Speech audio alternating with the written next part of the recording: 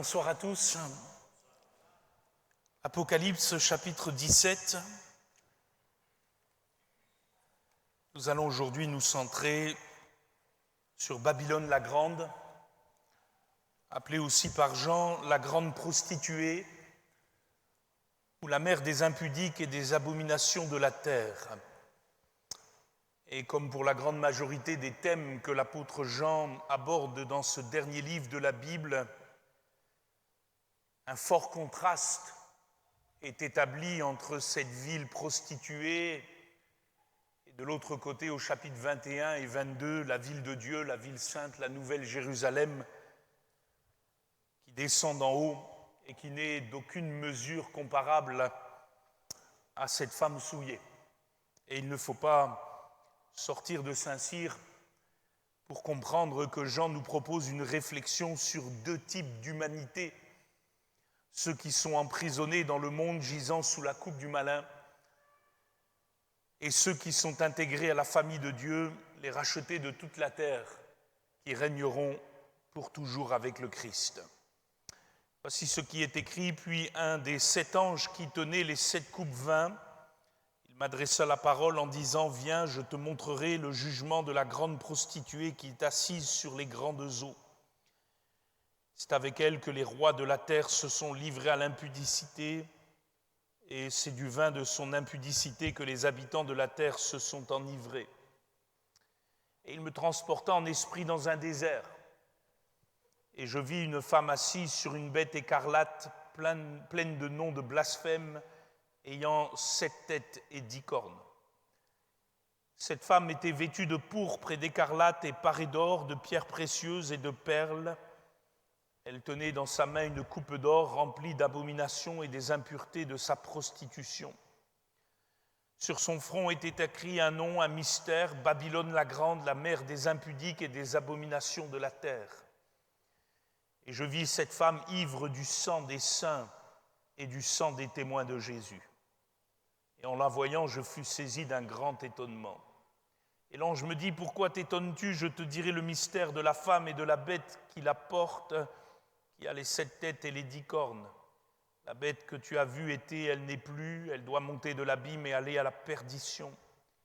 Et les habitants de la terre, ceux dont le nom n'a pas été écrit dès la fondation du monde dans le livre de vie, s'étonneront en voyant la bête, parce qu'elle était et qu'elle n'est plus et qu'elle réapparaîtra. C'est ici l'intelligence qui a de la sagesse. Les 7 têtes sont 7 montagnes sur lesquelles la femme est assise. Ce sont aussi 7 rois. 5 sont tombés, un existe, l'autre n'est pas encore venu, et quand il sera venu, il doit rester peu de temps. Et la bête qui était, qui n'est plus, est elle-même un 8e roi, et elle est du nombre des 7, et elle va à la perdition. Les 10 cornes que tu as vues sont 10 rois qui n'ont pas encore reçu de royaume, mais qui reçoivent autorité comme rois pendant 1 heure avec la bête.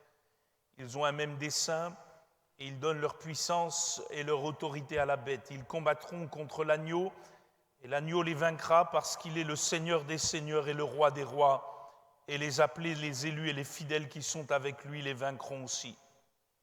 Et il me dit: les eaux que tu as vues sur lesquelles la prostituée est assise, ce sont des peuples, des foules, des nations et des langues. Les 10 cornes que tu as vues et la bête haïront la prostituée, la dépouilleront et la mettront à nu, mangeront ses chairs et la consumeront par le feu, car Dieu a mis dans leur cœur d'exécuter son dessein et d'exécuter un même dessein et de donner leur royauté à la bête jusqu'à ce que les paroles de Dieu soient accomplies. Et la femme que tu as vue, c'est la grande ville qui a la royauté sur les rois de la terre. Amen. Et puis au chapitre 18, nous partagerons ensemble plus tard la chute de Babylone la Grande qui est décrite en détail dans le chapitre qui suit. Comme nous venons de le souligner, cette femme souillée que Jean voit dans cette énième vision de l'Apocalypse est en contraste évident avec la nouvelle Jérusalem, la ville de Dieu, la ville sainte, puisque cette dernière, comme nous le verrons aussi plus tard au chapitre 21 et 22, elle est belle, elle est illuminée et rayonnante de la gloire même de Dieu et de l'agneau, tandis que cette grande prostituée, elle se croit belle, mais spirituellement, elle est laide. Elle est plongée dans les ténèbres et dans l'ivresse de ses abominations, séduisant les foules et les rois par ses attraits maléfiques. Le verset 3 est très important puisqu'il est dit « Il me transporta en esprit dans un désert ». Et Jean nous invite encore à comprendre que ce qu'il voit est hautement symbolique et non littéral, comme la grande partie de son ouvrage. D'ailleurs, quand il verra en esprit aussi la Nouvelle Jérusalem au chapitre 21, il sera cette fois-ci transporté sur une très grande montagne et le contraste est encore évident entre ces deux villes. L'une habite le désert et dans la Bible, le désert, c'est le repère des bêtes sauvages, c'est le repère des démons. Et l'autre habite la montagne, la très haute montagne de Dieu, là où on rencontre Dieu, la demeure du Très-Haut. Certes, il est dit au verset 9 de ce texte que cette Babylone la Grande est assise sur cette colline d'hommes, nous le verrons ensemble, tandis que la Nouvelle Jérusalem est assise sur la montagne de Dieu elle-même. Tout les oppose dans leurs assises et dans leurs fondements. C'est ça qu'il faut comprendre. Ils n'ont pas les mêmes fondations, ils n'ont pas les mêmes fondements. Ils ne reposent pas sur les mêmes personnes. Vous avez vu que cette prostituée repose sur la bête qu'on a décrit ensemble au chapitre 13, qui a 7 têtes et 10 cornes, tandis que la Nouvelle Jérusalem, elle repose sur la gloire même de Dieu. Et tout oppose donc ces deux villes qui sont symbolisées par des femmes, et ce n'est pas la première fois que cela est fait dans la Bible. L'imagerie de la femme ville est nombreuse dans les textes prophétiques. Et au verset 1, on va souligner deux choses à ce propos. Il est dit ceci, le jugement de la grande prostituée qui est assise sur les grandes eaux. Voilà un verset important pour comprendre tout ce chapitre. Premièrement, cette femme ville appelée Babylone la Grande est appelée ici la grande prostituée. Et dans l'Ancien Testament, la prostitution, c'est surtout la prostitution spirituelle, l'idolâtrie, sous toutes ses formes. En réalité, toute adoration, tout culte qui n'est pas le culte de l'Éternel est dans la Bible décrit comme de l'idolâtrie. Et voilà que cette femme ville, Babylone la Grande, est la mère de toutes les abominations de la terre. Elle est donc celle qui englobe toutes les idolâtries qui existent sous le soleil. Alors, bien sûr, les lecteurs de l'Apocalypse au 1er siècle étaient bien conscients des Écritures et de ce qui était écrit dans les prophètes, et plusieurs fois les grandes villes, les grandes capitales des royaumes antiques étaient décrites comme des prostituées. On se souvient que Naoum, chapitre 3, versets 4 à 7, va décrire Ninive sous les traits d'une prostituée. De la même manière, Ésaïe, au chapitre 23, va décrire Tyr comme une courtisane se prostituant à tous les royaumes de la terre. Babylone elle-même, dans l'Antiquité, qui avait comme roi Nebuchadnezzar, a été décrite par les prophètes sous les mêmes caractéristiques. Et il est même clair, si vous lisez Jérémie 51, que Jean va s'appuyer sur ce passage prophétique pour prophétiser la chute de Babylone la Grande. Et puis, il faut aussi noter que même Jérusalem, dans l'Ancien Testament, par ses égarements répétés, par ses idolâtries répétées, après la scission et les deux royaumes, va aussi être décrit, en particulier par Osée, comme une femme de mauvaise vie, comme une femme souillée. C'est dire que cette image d'une femme vile, souillée, Jean va la puiser dans l'Ancienne Alliance. Et comme je le dis depuis le début de cette série de messages, si vous ne maîtrisez pas l'Ancien Testament, vous aurez du mal à comprendre l'Apocalypse. Parce que bon nombre d'allusions sont là. Et que pouvait évoquer Babylone la Grande pour ces lecteurs qui étaient assidus à la lecture de l'Ancien Testament? Tout d'abord, Babel. Babylone la Grande, Babylone, c'est la même ville, c'est cette grande ville que Nimrod, dans la Genèse, a voulu bâtir avec sa tour pour toucher le ciel. Je pense que vous connaissez tous cette histoire de Genèse 11. Finalement, une ville qui était comme un grand centre religieux, idolâtre bien sûr, la même pour tous, comme une espèce de religion universelle pour toucher le ciel, pour atteindre finalement les dieux quels qu'ils soient. Et nous nous souvenons que du temps de Babel, les hommes avaient dit dans Genèse 11, verset 4, « Faisons-nous un nom, faisons-nous un nom ». Et ça c'est important parce que ça montre qu'ils refusaient de recevoir le nom que Dieu voulait leur donner. Et donc, refusant de porter le nom de Dieu, ils refusaient sa souveraineté.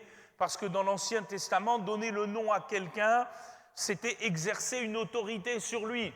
Alors lorsque les gens de Babel disent « faisons-nous un nom », ils refusent l'autorité de Dieu. Et on comprend que le Seigneur est descendu et qu'il a confondu tous ces gens pour que leur construction ne se fasse pas.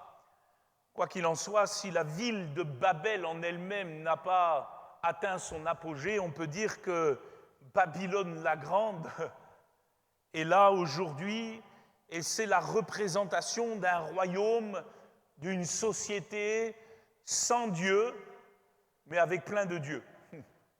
Alors comprenez bien, pour que vous l'en compreniez, sans Dieu avec un grand D, sans notre Dieu, mais avec plein de dieux, des petits D. Et donc Babylone la Grande, c'est la tentative humaine d'unifier l'humanité par un système à la fois économique, on le verra au chapitre 18, politique, mais aussi et surtout religieux, dans lequel l'homme prétend être son seul maître, puisqu'on veut se faire un nom sans Dieu. Et si vous analysez bien ce chapitre 17 et ce chapitre 18 de Babylone la Grande, cette société sans Dieu mais remplie de Dieu, elle a 4 armes pour attirer tous les hommes et tous les rois de la terre à elle. Premièrement, nous venons de le dire, l'idolâtrie. Et combien d'idolâtries sous le soleil? Aux 4 coins de la planète, excusez-moi l'expression, ici comme ailleurs, au fin fond de la brousse comme à New York, que d'idolâtrie sous le soleil. Deuxièmement, si ce n'est pas par l'idolâtrie, c'est par l'immoralité, puisqu'elle est impudique et la mère de toutes les impudicités. Et voilà que Babylone la Grande, si elle ne sait gagner les hommes par l'idolâtrie, elle va les gagner par le dieu Bacchus, le dieu du vin, le dieu de l'ivresse, le dieu de l'immoralité. Et que d'immoralité ici-bas, n'est-ce pas? Aux 4 coins de la planète. Que vous soyez à Shanghai ou que vous soyez à Cancun, vous avez de l'immoralité sous les cieux. Et puis, si ce n'est pas l'immoralité, ce sera par le luxe, renvoyant à toute une vie fastueuse de débauche, bien sûr, mais aussi où l'on ne s'inquiète pas de Dieu. Vous vous souvenez dans la parabole de cet homme qui ne savait plus quoi faire de tout ce qu'il avait amassé dans ses greniers, et puis dans son luxe extrême, il se disait « qu'est-ce que je vais faire ? Ah ben je vais encore en construire d'autres, et puis je vais dire à mon âme, tout va bien. » Et le Seigneur dira « insensé, cette nuit même ton âme te sera redemandée. » Et puis si ce n'est pas par l'idolâtrie, l'immoralité, le luxe, elle va chercher à gagner les hommes et surtout les élus par la persécution. Elle est ivre des saints, du sang des saints, finalement cherchant à les déstabiliser, cherchant si possible à les séduire. Et nous le savons aussi que dans les persécutions, s'il y a des frères et des sœurs qui gardent la foi, alléluia, il y en a d'autres qui la perdent. Et c'est aussi un fait. Vous savez, pas plus tard que ce matin, je recevais dans ma boîte mail un message de l'Action missionnaire de France nous demandant de prier instamment pour les chrétiens du Mali, du Burkina Faso et du Niger, parce qu'envahis par ces djihadistes qui sont là depuis plusieurs années maintenant, ils gagnent du terrain et voilà que maintenant les églises ferment, ces djihadistes parcourent les villes et les villages en disant ceci, l'ère de Jésus est terminée, maintenant c'est l'ère de Mahomet, et ils forcent nos chrétiens à se convertir à l'islam, et puis s'ils ne se convertissent pas, c'est la mort. Beaucoup de pasteurs fuient, c'est l'hécatombe, c'est la difficulté. Et voilà que nous savons, d'après ce texte, que c'est aussi une des armes de Babylone la Grande. Alors, dans le langage de l'apôtre Jean, Babylone la Grande, et vous l'avez compris, finalement, c'est le monde. C'est le monde. Souvenez-vous de ce qu'il dira dans 1 Jean chapitre 2, verset 15, « N'aimez point le monde, ni les choses qui sont dans le monde. Si quelqu'un aime le monde, l'amour du Père n'est point en lui, car tout ce qui est dans le monde, la convoitise de la chair, la convoitise des yeux, l'orgueil de la vie. » Souvenez-vous que dans Apocalypse 18, elle dira « Je suis reine, je suis assise en règne ». Apocalypse 18, l'orgueil de la vie, tout cela ne vient point du Père, mais vient du monde, et le monde passe, et la convoitise aussi, mais celui qui fait la volonté de Dieu demeure éternellement. Voyez-vous, dans ce monde sans Dieu, rempli de Dieu, il y a de l'idolâtrie, il y a de la religion, excusez-moi, à revendre. Dans ce monde sans Dieu, mais rempli de Dieu, il y a de l'immoralité. Dans ce monde sans Dieu, mais rempli de Dieu, il y a du luxe. Dans ce monde sans Dieu, mais rempli de Dieu, il y a de la persécution. Et c'est fou comment l'ensemble de l'humanité est pris par tous ces filets-là, n'est-ce pas?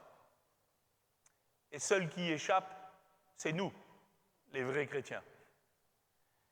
Et c'est pour cela qu'elle fait la guerre aux saints, Babylone la Grande. Alors bien sûr, dans l'évocation de Babylone la Grande, il y a aussi cette antique cité de Babylone, capitale de l'Empire perse qui avait dominé le monde au VIe siècle avant Jésus-Christ.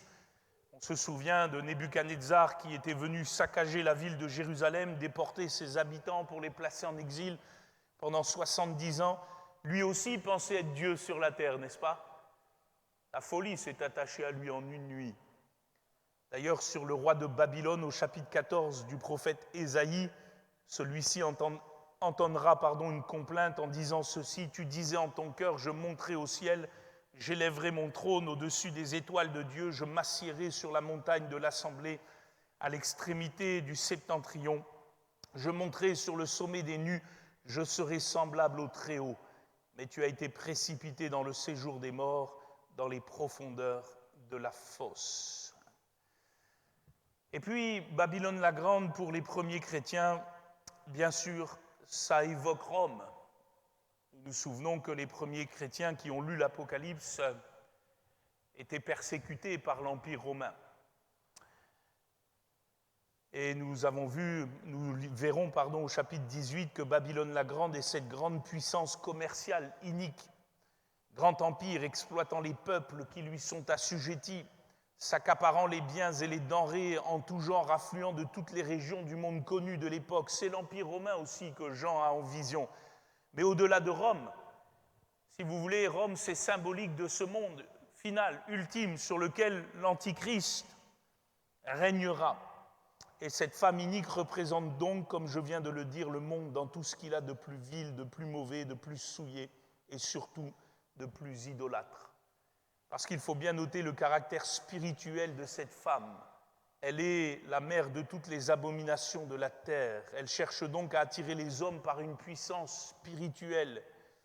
Et croyez-moi, frères et sœurs, même si les gens se disent sans Dieu, le monde est spirituel.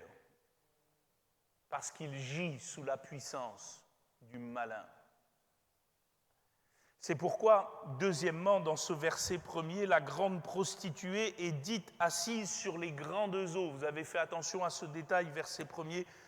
Elle est assise sur les grandes eaux. Et si on va au verset 15, ces grandes eaux, ce sont des peuples, des foules, des nations et des langues.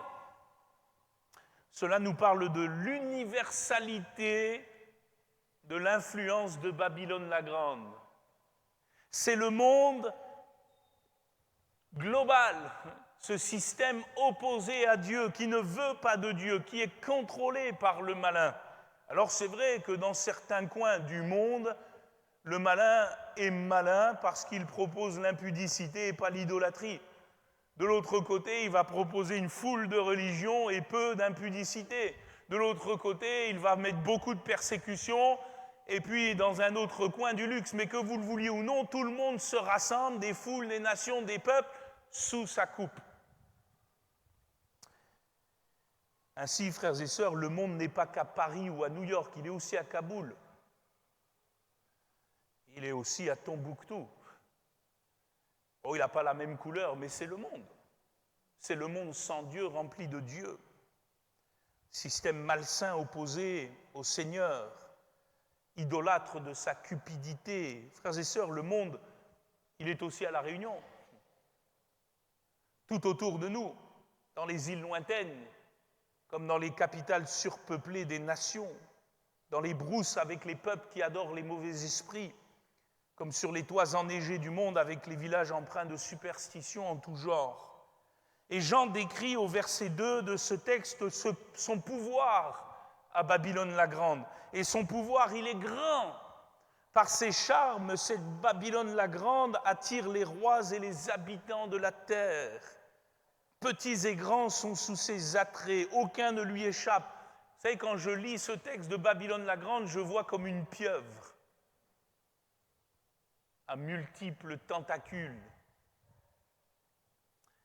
qui cherche à enlacer les hommes, les ramener dans son filet, les faire boire du vin de son impudicité. Image de l'ivresse évoquant l'intoxication par les richesses matérielles, la sensualité, les plaisirs en tout genre, les désirs d'ambition, les aveuglements spirituels, les ivresses des religions. Finalement, c'est tout ça le monde. Tout cela est dans la coupe d'or de cette femme immonde que Jean voit dans le désert. Et fait très intéressant, en étudiant un petit peu l'Antiquité, déjà chez les poètes grecs, l'image d'une femme de mauvaise vie faisant boire des liqueurs aux hommes était utilisée pour décrier les méfaits des vices communs que l'on trouvait chez chacun. Et j'en veux pour preuve un poète grec du IVe siècle avant Jésus-Christ qui s'appelle Cébès, qui a écrit une œuvre qui s'intitule « Le tableau ». Et cette œuvre qui s'intitule « Le tableau » parle du chemin du bonheur, dans lequel un vieillard va expliquer à des jeunes gens une peinture qu'il découvre dans le temple de Cronos, mais qu'il n'arrive pas à comprendre. Et voyant sur un trône une femme assise qui tient dans sa main une coupe et qui fait boire aux gens qui viennent devant elle pour trouver le chemin du bonheur, ce vieillard va leur expliquer ce tableau en disant ceci: c'est l'imposture qui séduit tous les hommes et enivre de son breuvage ceux qui entrent dans la vie. Quelle est cette liqueur ? Demandèrent les jeunes gens. L'erreur et l'ignorance. Après en avoir bu, ils entrent dans l'enceinte. Tous boivent-ils de ce breuvage d'erreur ? Tous s'en prennent, mais les uns plus que les autres. Voyez-vous ensuite à l'entrée de la porte une multitude de femmes qui, quoique différentes entre elles, ressemblent toutes à des courtisanes. Oui, je les aperçois. On les nomme opinion, passion, volupté.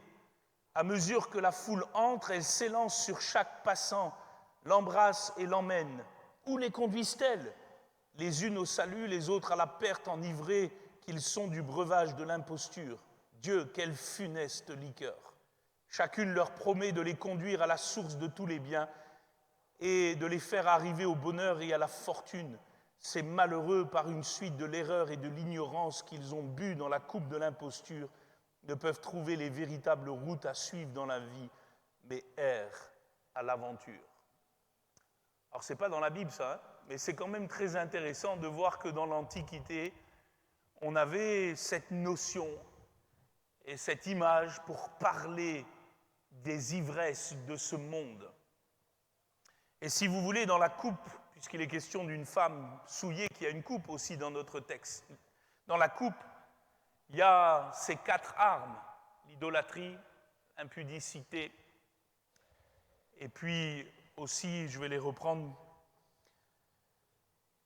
l'immoralité, le luxe, la persécution. Et si vous voulez, elle fait boire aux uns et aux autres en fonction de là où ils sont, et quoi qu'il en soit, ils vont tous à la mort. Ils vont tous à la ruine. Au verset 3 de notre texte, cette femme prostituée est assise sur une bête. Et on se rend bien compte que tout de suite que c'est la même bête que l'on a vue au chapitre 13. Elle est assise sur la bête aux 7 têtes et aux 10 cornes, la bête qui est écarlate, de la même couleur que le dragon, rouge feu, dans le chapitre 12, qui cherchait à tuer l'enfant qui était né de cette femme entourée de la lune, du soleil et des 12 étoiles. Et on comprend bien que derrière la femme souillée, derrière Babylone la grande, derrière la bête, il y a le diable. Et que cet attelage, c'est l'attelage du malin. Derrière la grande prostituée et sa monture se tient l'ennemi de nos âmes. Et ce n'est pas pour rien que Jean dira dans 1 Jean 5, 19, nous savons que nous sommes de Dieu et que le monde entier est sous la puissance du malin. Le tableau que Jean voit va aussi au verset 6 montrer cette femme ivre du sang des saints et du sang des témoins de Jésus.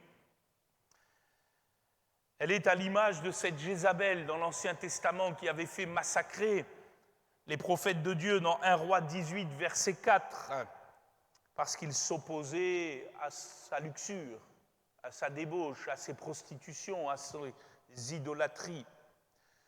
Du temps de Jean, sous l'empereur Domitien, Rome ne ménageait pas ses efforts pour faire du mal à l'Église. Et nul doute que les premiers chrétiens à qui ce texte a été envoyé l'avaient compris dans ce sens.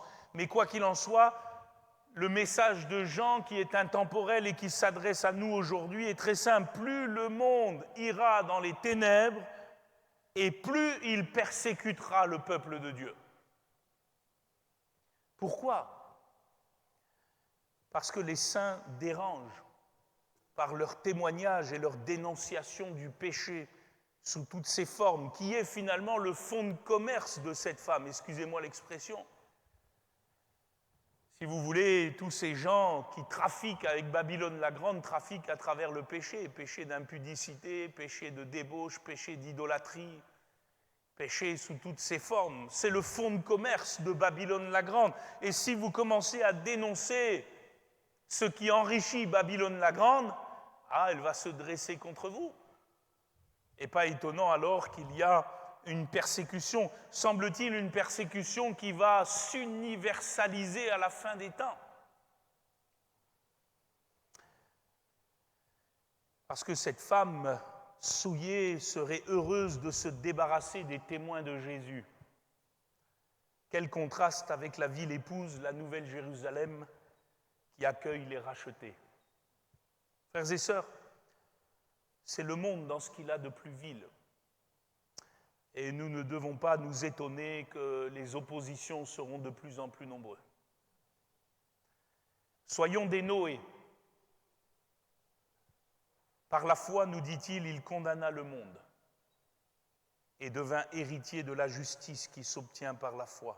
Oh, lorsque nous disons que nous condamnons le monde, nous ne condamnons pas les gens qui malheureusement sont liés dans le monde et qui ont besoin d'être délivrés et d'être ramenés au Seigneur pour être sauvés. Mais en condamnant le monde, nous condamnons l'ennemi de nos âmes, nous condamnons le péché qu'il distille sous Babylone la Grande et sous la bête, nous condamnons ce monde inique qui se dresse contre Dieu. Nous n'avons pas peur d'appeler un chat, nous ne jouons pas avec les mots lorsqu'il s'agit des abominations de la terre. Ce faisant, nous sortons de Babylone. Nous fuyons l'impudicité. Comme le dira Paul aux Corinthiens, et je lis ce texte avec vous dans 2 Corinthiens 6, verset 14, « Ne vous mettez pas avec les infidèles sous un joug étranger, car quel rapport y a-t-il entre la justice et l'iniquité, ou qu'y a-t-il de commun entre la lumière et les ténèbres? Quel accord y a-t-il entre Christ et Bélial? Ou quelle part a le fidèle avec l'infidèle? Quel rapport y a-t-il entre le temple de Dieu et les idoles? Car nous sommes le temple du Dieu vivant. Comme Dieu l'a dit, j'habiterai, je marcherai au milieu d'eux, je serai leur Dieu, ils seront mon peuple. C'est pourquoi, sortez du milieu d'eux et séparez-vous, dit le Seigneur. Ne touchez pas à ce qui est impur et je vous accueillerai. Je serai pour vous un père et vous serez pour moi des fils et des filles, dit le Seigneur Tout-Puissant. Ayant donc de telles promesses bien-aimées, purifions-nous de toute souillure de la chair et de l'esprit, en achevant notre sanctification dans la crainte de Dieu. Amen. Et vous savez, le drame d'aujourd'hui, c'est qu'il y a certains élus qui ont une main dans la main de Babylone la Grande et une main dans la main de la Nouvelle Jérusalem. Mais ça ne marche pas comme ça. Le Seigneur a dit, séparez-vous. Oh, nous sommes dans le monde, mais nous ne sommes plus du monde. Nous côtoyons les gens, nous prions pour eux, nous les aimons, nous mangeons avec nos familles, mais nous ne participons pas à leurs péchés. Nous condamnons ce qui doit être condamné et nous prions pour que le plus grand nombre soit sauvé.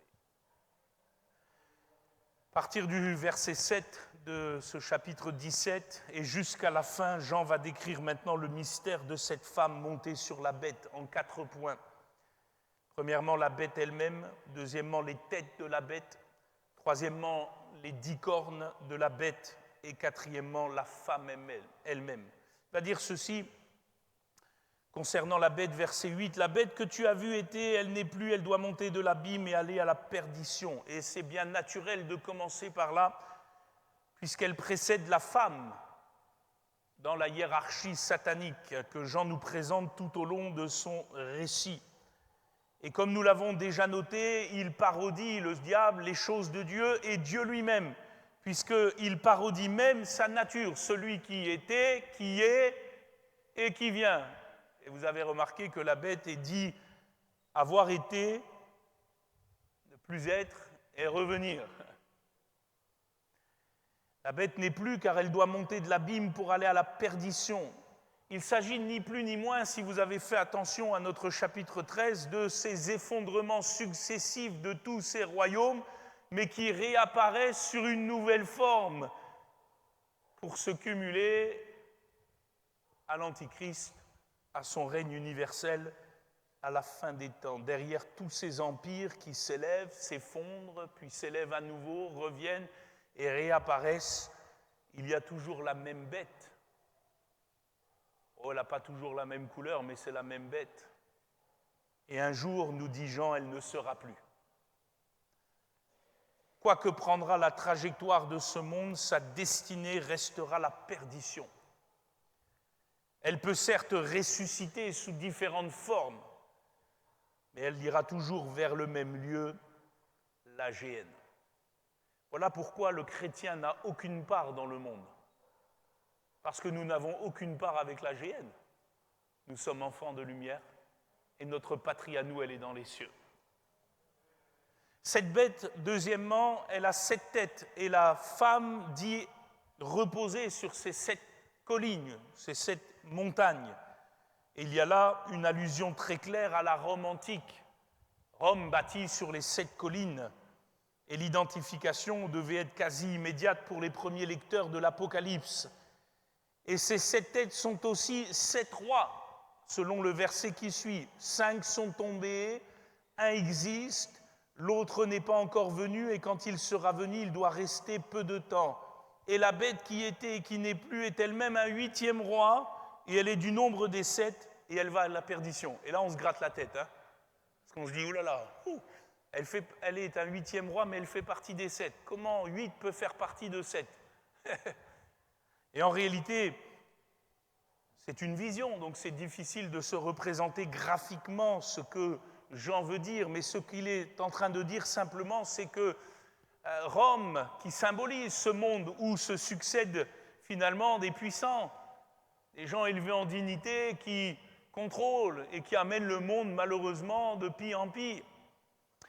Et il est en train de dire simplement que 5 de ces rois sont déjà tombés, un est présent, donc au moment où il écrit, il y a un roi, un empereur à la tête du royaume de l'Empire romain, et puis un doit encore venir, donc certainement que Jean pense qu'il y a encore une tête, et puis un 8e qui ne fait pas partie de cette liste parce qu'il est plus grand que cette liste, c'est l'Antichrist.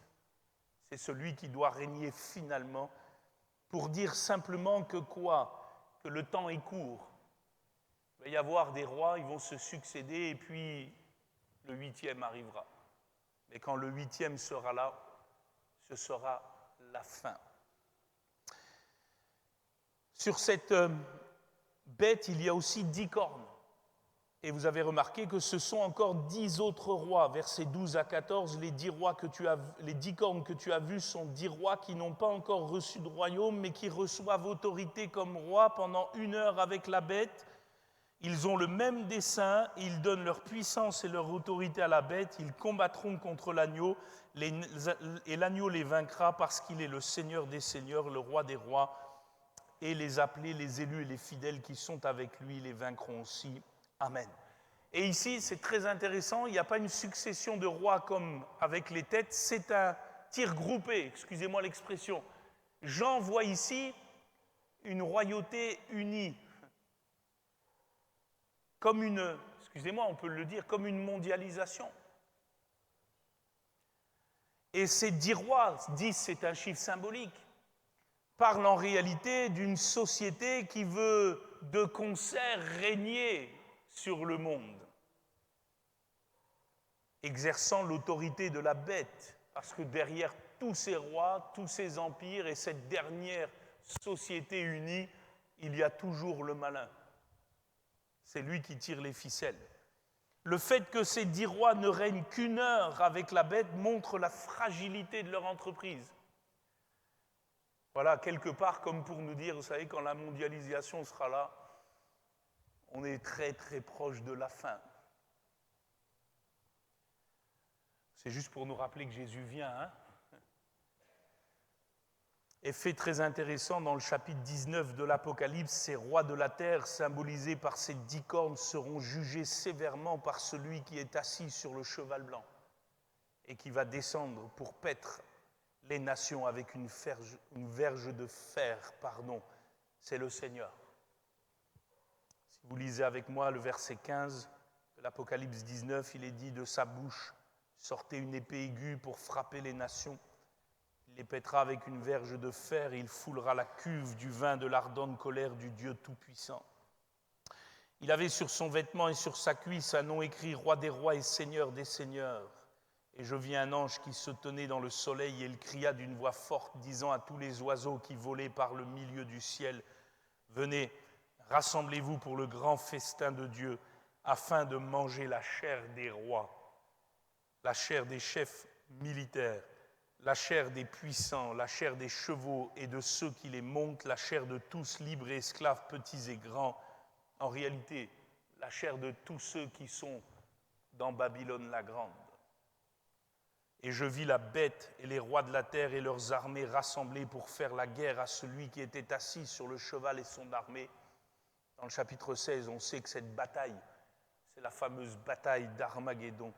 Et la bête fut prise, et avec elle le faux prophète qui avait fait devant elle les prodiges par lesquels il avait séduit ceux qui avaient pris la marque de la bête et adoré son image. Ils furent tous les deux jetés vivants dans l'étang ardent de feu et de soufre, et les autres furent tués par l'épée qui sortait de la bouche de celui qui était assis sur le cheval, et tous les oiseaux se rassasièrent de leur chair. Frères et sœurs, quand le monde s'unira, quand les 10 cornes s'uniront, en 1 heure, la fin viendra. Et c'est pour nous rappeler que nous sommes vraiment plus proches du salut que lorsque nous avons cru. Mais c'est aussi le rappel précieux, frères et sœurs, que rien ne pourra nuire à l'œuvre de Dieu, pas même le monde unifié. Sous l'autorité du diable, Jésus régnera. Jésus triomphera des rois de la terre. Pourquoi ? Parce que dans ce texte d'Apocalypse 19, il est le seul roi des rois et le seul Seigneur des seigneurs. Fait très intéressant, et vous l'avez dans une des prophéties d'Ézéchiel. Le titre « Roi des rois », c'était les empereurs babyloniens qui se le donnaient. Nebuchadnezzar se disait être le roi des rois, le Seigneur des seigneurs. Ce que Jésus va faire à la fin des temps, c'est simplement reprendre son titre royal, reprendre son autorité que le diable a usurpée en étant précipité sur la terre. Verset 18, pour conclure cette étude. Jean va nous décrire finalement cette femme par une phrase toute simple, c'est la grande ville qui a la royauté sur les rois de la terre. Alors là, du temps de l'auteur, il n'y a pas photo, c'est Rome. Qui a la royauté sur les rois de la terre au 1er siècle, si ce n'est Rome? D'ailleurs, les historiens romains disaient que Rome, c'était la ville, Rome, c'était l'estomac de l'Empire. C'est-à-dire le lieu central où tout se vivait. Parce que dans l'Antiquité, l'estomac, c'est le symbole de toute la vie. Pas étonnant alors qu'au chapitre 18, et nous allons le voir la prochaine fois, cette femme prostituée que Jean décrit se prend pour une reine. Je suis assise en reine, verset 7 de l'Apocalypse 18. Je ne suis point veuve et je ne verrai point de deuil. Mais son orgueil va précipiter sa chute. Dans le langage biblique, c'est la chute aussi de Tyr dans Ézéchiel 27. Quoi qu'il en soit, et c'est là ce qu'il faut comprendre, frères et sœurs, d'un point de vue spirituel, ce ne sont pas les hommes qui donnent de la puissance au monde symbolisé par la femme. C'est l'inverse. C'est le monde qui a la royauté sur les hommes. Et finalement, derrière le monde, c'est le diable. Et nous comprenons alors que dans la Bible, il n'y a pas photo. Soit vous êtes de Dieu, soit vous êtes du diable, d'une manière ou d'une autre. Parce que derrière, celui qui tient les ficelles de la bête et de Babylone la grande, c'est le diable. Et c'est lui qui donne une certaine royauté au roi de la terre. Si la bête qui monte de la mer représente le pouvoir politique du royaume du malin et de l'antichrist qui l'amènera à son point culminant, la grande prostituée représente le monde dans sa religion blasphématoire, mais aussi cupide, idolâtre, impudique, qui attire les hommes dans ses filets. Alors, comme conclusion peut-être très pratique, vous savez, on chante souvent ce chant qui dit « La croix devant moi, le monde ». Frères et sœurs, il ne faut pas que ça soit qu'un chant. Il ne faut pas que ça soit qu'un chant. Parce qu'on sait, et on le verra la prochaine fois, que tous ceux qui sont dans Babylone la Grande seront détruits par le feu de la bouche du Seigneur. Et nous avons donc besoin réellement, comme le disait le prophète Ésaïe 48, verset 20, de sortir de Babylone. Sortez de Babylone, fuyez du milieu des Chaldéens.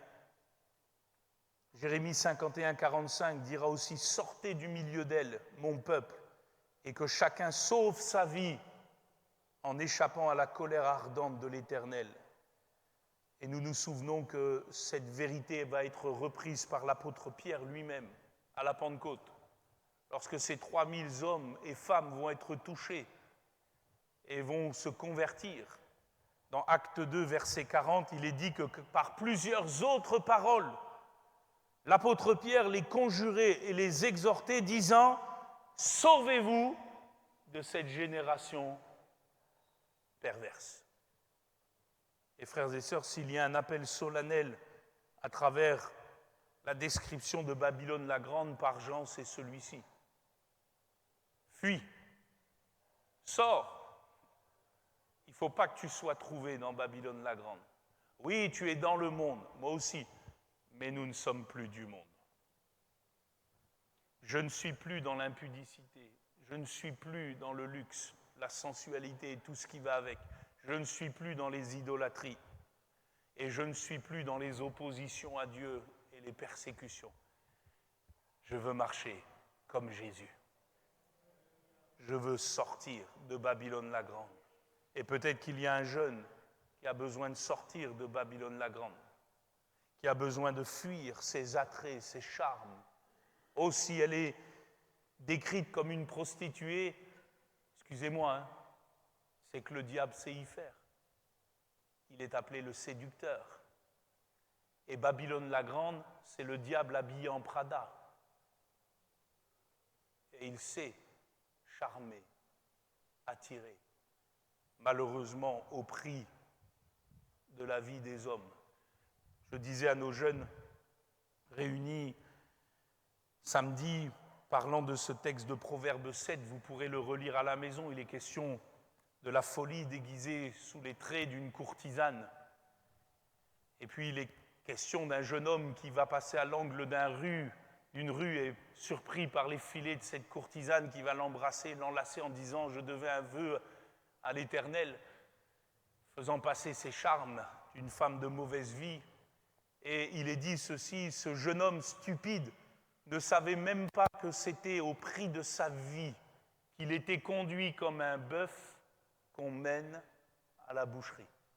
Et vous avez des gens, parfois même au milieu de nous, excusez-moi de le dire aussi ouvertement, on a des fois des gens, même au milieu de nous, qui flirtent avec Babylone la Grande, qui flirtent avec le péché, qui flirtent avec les choses qu'elle propose en disant « c'est pas si grave que ça, le Seigneur me pardonnera. Oh, oh, oh, oh. » Sortez du milieu d'elle, dit l'Éternel. Purifiez-vous, sanctifiez-vous, car rien d'impur n'entrera dans le royaume de Dieu. Rien d'impur n'entrera dans la nouvelle Jérusalem. Rien d'impur. Frères et sœurs, que ce message puisse nous aider à achever notre sanctification dans la crainte de l'Éternel. Amen. Merci Seigneur pour ta parole. Merci pour ces moments autour de ces visions qui nous rappellent